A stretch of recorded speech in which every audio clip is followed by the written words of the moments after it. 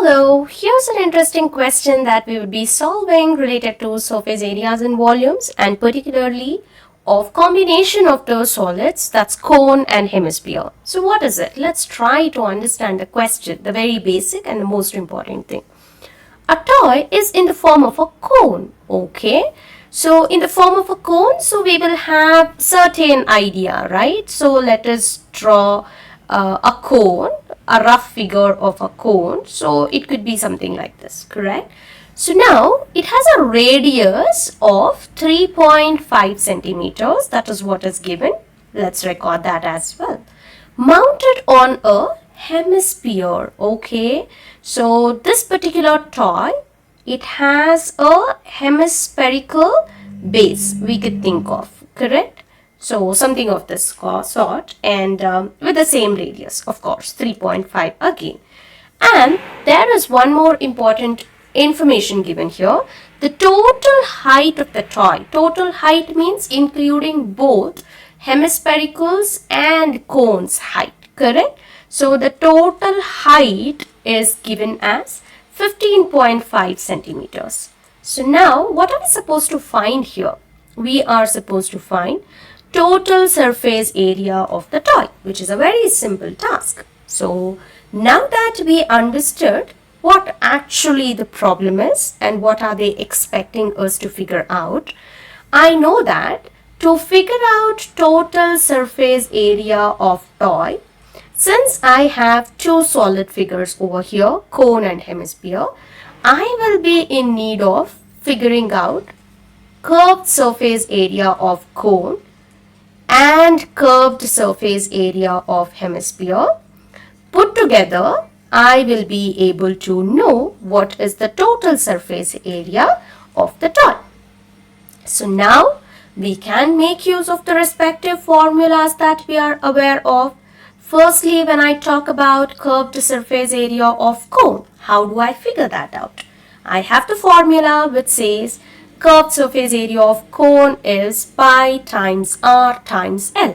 So now if I list out what are all the things that I am aware of, I know the value of pi, which I can write it as, approximate it as 3.14, and the radius is given, which is 3.5 centimeters. So now I need to find the slant height, which means this particular one, to figure out the curved surface area. And I also know that I can easily figure out the slant height if I am aware of radius and height. So squaring them and summing them up gives me the slant height. When I do so, radius, I know it's 3.5 square, and height, which is given as, yes, which is given as 15.5 undoubtedly. But the fact is, I want a slant height of cone, which means, so here, from here till here, it is 3.5. If I take out 3.5 from 15.5, I will be able to figure out the sole height of cone. So what would that be? That is 12. So replacing it height as 12 square here, what am I going to get?